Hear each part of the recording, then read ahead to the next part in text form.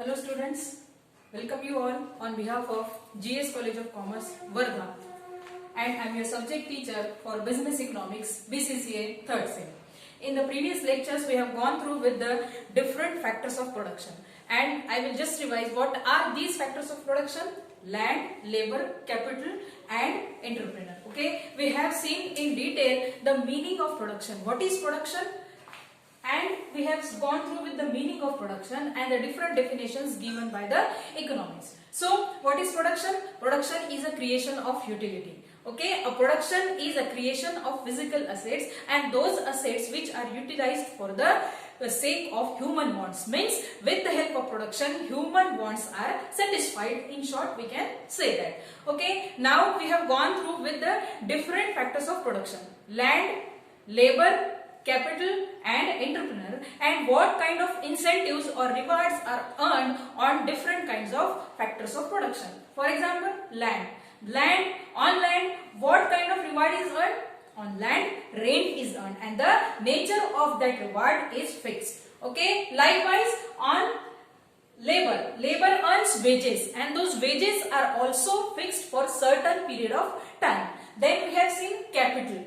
On capital, interest is earned. Interest, one kind of reward or incentives which is earned on capital, and that nature of that particular factor is also fixed. And the entrepreneur means a human being, a producer, a person who is involved in that business activity, in that economic business activity. And the earnings means the reward he is earning, the incentives, that is the only variable and fluctuable factor. Okay, it means what? On land, labor, capital, the rewards which are earned are going to be fixed, and only there is a one element of factor of production, that is entrepreneur. And on entrepreneur means the producer, the person who is engaged in the manufacturing activity. Whatever the profit is earned, and profit is his reward, and that reward is fluctuating or it is a variable factor. Okay, in today's lecture we will just have a look on what are the features of each factor of production.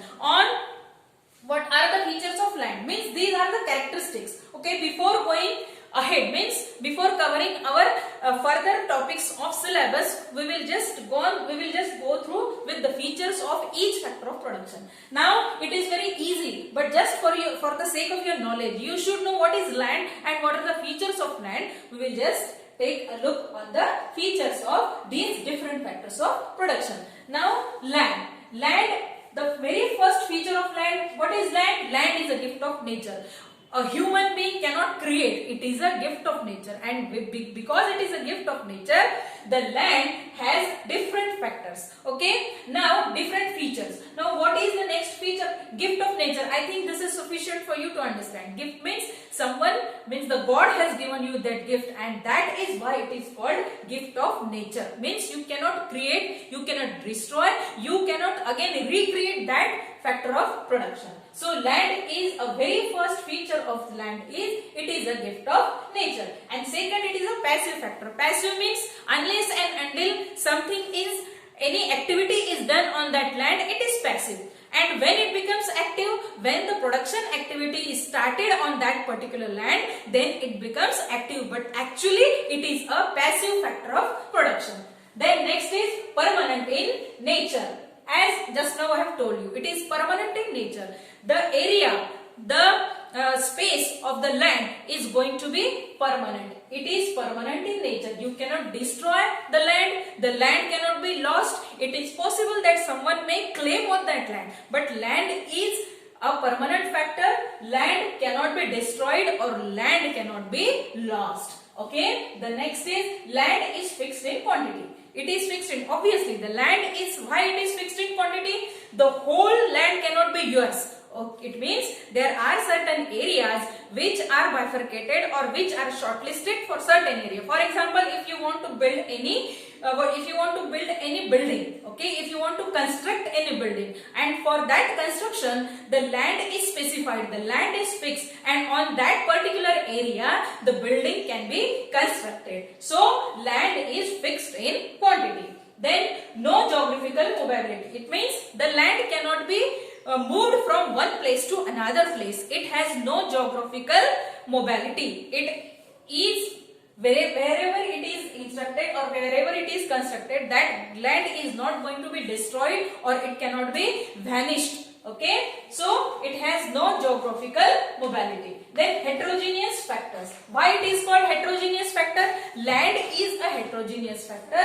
It means what? It differs in grade and quality. If there are two pieces of land and one piece of land is yielding or earning maximum profit with the help of economic activity of a production, and the another land which is not in use, it means what? That land is different in quality and grade from the another land. So two land cannot earn the different rewards or incentives on that particular land. So it is said it is a heterogeneous factor and it is different in its grade and quality. Two pieces of land cannot give you the same rewards, same incentives or a same profit on a particular piece of land, and that is why it is called, it is a heterogeneous factor. And then it varies in mobility and uses. No land gives same rewards. It means again it is variable, means it is different, the fertility and uses. A single land, okay, or there are 5 pieces of land. On that 5 pieces of land, the farmer is using that land for his activity. Means some on one land there is rice, okay, on another land there is another kind of. So the fertility and uses. If the land is fertile, if the land gives maximum production, but the another land which is very next to that same land, it's not necessary that it will give you the same quality or a same quantity of production. So it varies in fertility and uses. Value of land depends on the location. Now value of land depends on location. If you are staying in any metro cities or an area which is highly developed, so the cost of land in that particular area is high, and as compared to that land, if the land is available in some, what you say, which the area which is not developed, okay, so there you will not earn, the cost of the land is very low in that particular area. Okay, so at the district places or in the metro cities, the price of the land are different. Okay, so value of land depends upon the location. So these are the different features we have seen in short about land. And now labor. What are the different features of labor? So labor involves human efforts. Okay, being a labor is a human resource. It is a human being, the person who is working on the land. Okay, so labor involves human efforts. Unless a person who is called as labor, he works for any kind of activity. So if he put his efforts into that, then only some earnings are earned out of the labor. So labor involves human efforts. So very first factor of that is labor involves human effort. Then perishable in nature. It means what? If the labor is working with any kind of land, okay, he is working under some person who is having that land. But if he is absent for the day, it means what? If he is not present on the work, he is absent on the work, he will not be paid any kind of wages, and that is why it is called perishable in nature. Means if he is absent, the wages will be low. He will lose the wages. He will not earn a single amount for that particular day. So it is called perishable in nature. Less bargaining or no bargaining power. Okay. If the labor is working with some producer, or if he is working in any industry or a factory, okay, so he cannot say that I need more money. For example, if the labor is paid for rupees 125 for per day, the labor, he cannot bargain with his boss that I need such amount for my work. So less bargaining power or no bargaining power. Wages depends on efficiency. There are 2 or 3 types of labor: a skilled labor or an unskilled labor. Or a labor means the person or the labor who is skilled, he will earn the higher wages, and the labor, the person who is not skilled, he will earn less wages. So wages depends on the efficiency. And then restricted mobility. Okay, the person can be transferred from one place to another place for the work reason, but it is not means the mobility is restricted, means if the person is required for that particular job immediately, he cannot be placed from Nagpur to, for example, Gondia. It will take some time, 2 hours, 3 hours or 4 hours. Okay, so restricted mobility, he can be transferred from Nagpur to Wardha within 1 or 2 hours, but the mobility is restricted. So it is said that the feature of the labor, that is restricted mobility. So these are the 5 features of labor. And then is capital. What can be the features of capital? Okay, first is man-made factor. Why it is called man-made factor? Because if you want to start your own business, if you want to begin your own business activity, it means whatever the money is available with you, whatever the finance is in your hand, you will start your activity with that available money, and that is why it is called man-made factor. Okay, you can collect the money from someone else, you can take the loan from the banks, but it means you have to take your own efforts to create that kind of factor of production, that is capital. So it is said it is a man-made factor. Then capital is a part of wealth. Again, this we can say capital is a part of wealth. If the person who is having more money, okay, then whatever the wealth, whatever the money is available with him, he is starting his activity with the available money. So it is a part of his wealth. It is not necessary that he will involve complete amount which is available with him for the purpose of the business. So it is a part of the wealth. It depends on the capacity. Okay, human factor, as it is said, it is a man-made factor. Okay, he can raise the money, he can build the finance with the available resources, but it depends on the capacity. Okay, the repaying capacity of the capital must be there with the producer. If he can repay his money, whatever he has taken from in the in the form of loan or something else, so he must have that capacity to repay the loan, to repay that amount. So it depends on the capacity. So these are the different, we can say, the features of each factor of production: land, labor and capital. So land has 8 features. Okay, it is a gift of nature, it is a passive factor, it is permanent in nature, land is fixed in quantity, it has no geographical mobility.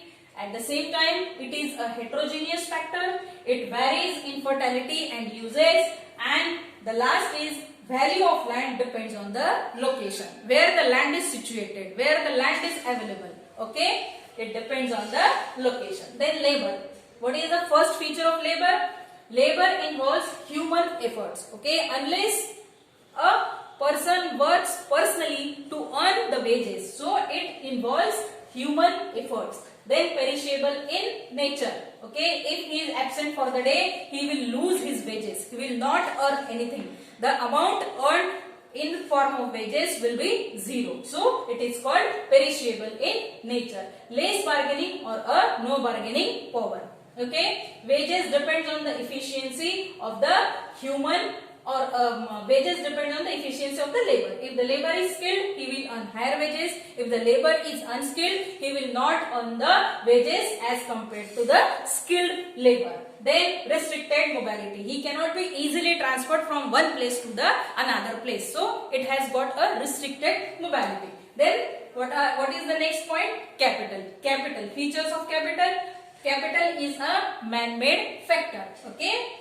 He can bring his own capital in the business to start the economic activity called as a business. So it is a man-made factor. Capital is a part of wealth. It is a part of wealth, means the money, the amount which is available with the person, and with that available money, if he wants to start his new business, then it is a part of the wealth, and it depends on the capacity, repaying capacity. It depends on the capacity of the available of the producer. So these are the different features of land, labor and capital.